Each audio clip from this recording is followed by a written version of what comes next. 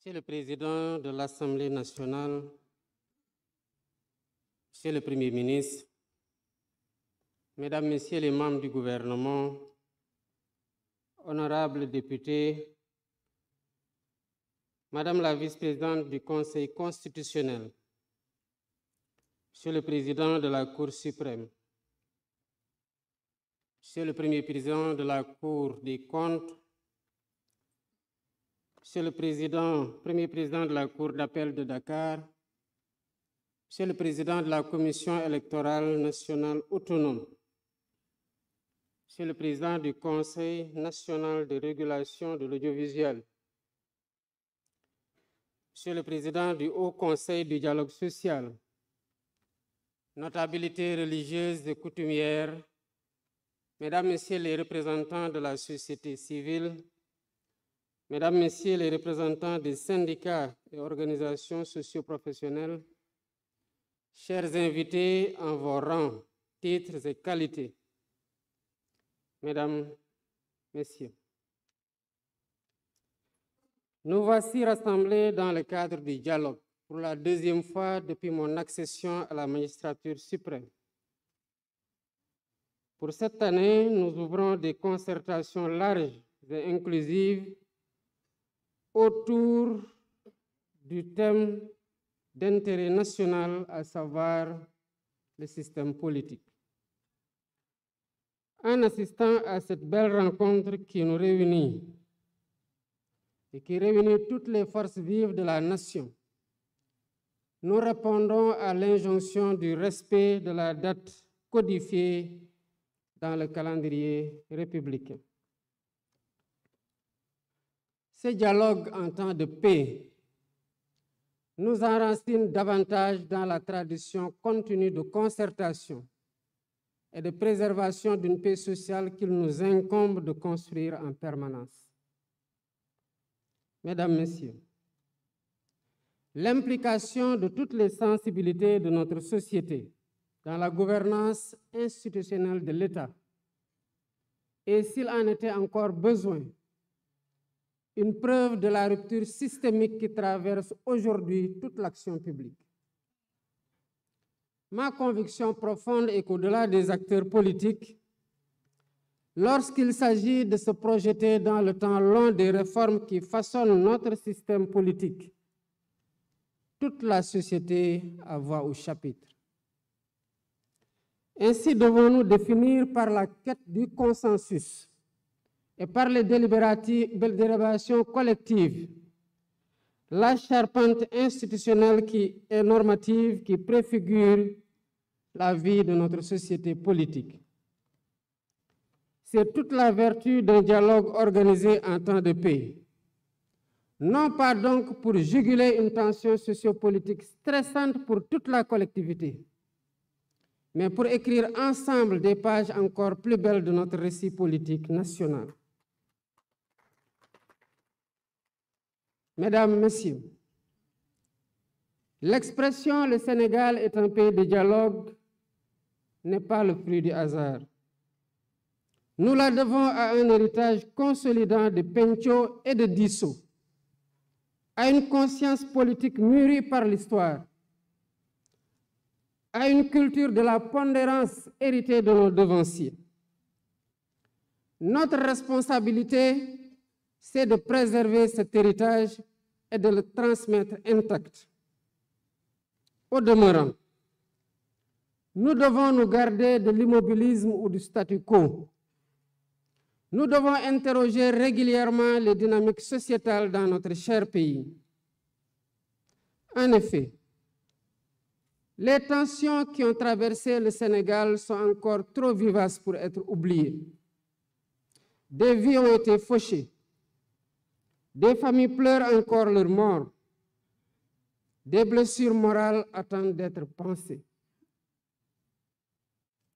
En ma qualité de président de la République, je m'incline avec respect devant la mémoire de toutes les victimes qui, de l'indépendance à nos jours, jalonnent le douloureux chemin de notre marche vers une démocratie achevée. J'exprime à leurs familles, à leurs amis et à leurs compagnons de lutte la solidarité de la nation. Mon rôle en tant que garant de l'unité nationale est de tendre la main à toutes et à tous pour rassurer, pour rassembler, pour apaiser et réconcilier, afin de concerter la paix, conforter la paix et la stabilité indispensable au développement économique de notre pays. Dans cette dynamique, le gouvernement assumera la plénitude de sa mission. L'opposition sera respectée et exercera librement ses droits dans le respect de la loi. Mesdames, Messieurs, l'histoire politique récente de notre pays nous commande de réformer pour la postérité. Réformer pour renforcer les acquis démocratiques et garantir davantage la stabilité de nos institutions. Réformer pour expurger de notre système électoral tous les germes de dissension, notamment entre pouvoir et opposition. Aujourd'hui, notre démocratie ne saurait faire davantage l'économie d'une réflexion sur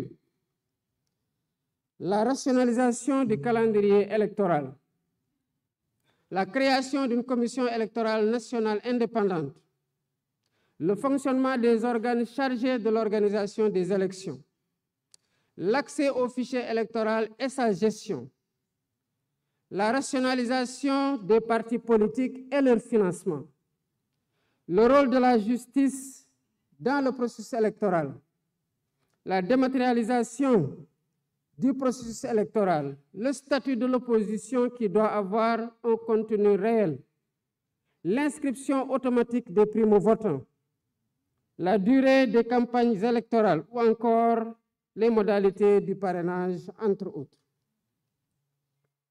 Ces concertations, heureusement organisées en dehors de toute échéance électorale, nous offrent une opportunité unique de réfléchir avec sérénité et lucidité sur l'avenir de notre système politique.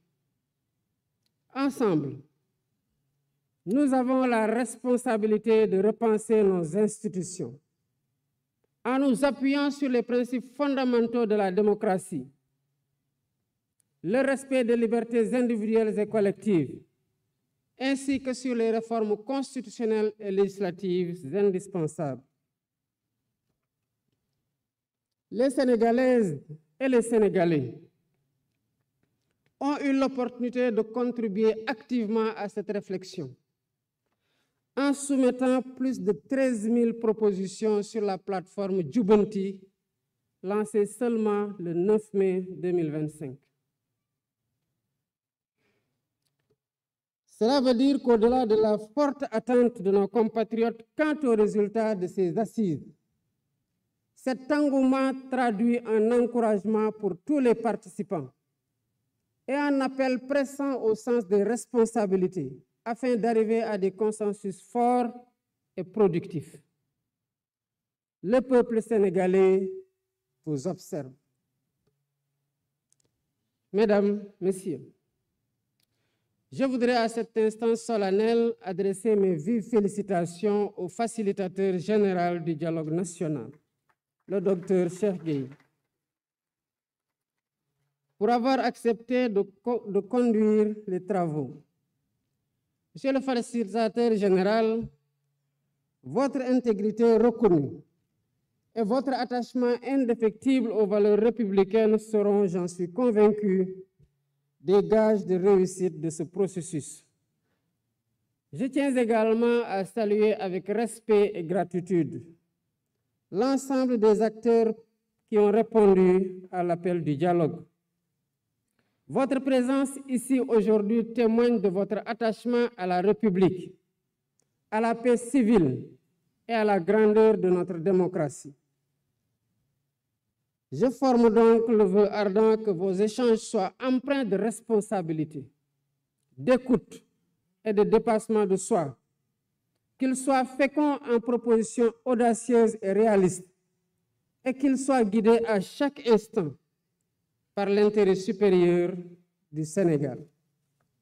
Sur ce, fort de notre engagement commun et de mon attachement indéfectible aux valeurs démocratiques et à la cohésion nationale, je déclare ouverts les travaux du dialogue national sur le système politique. Que Dieu bénisse le Sénégal. Je vous remercie de votre aimable attention.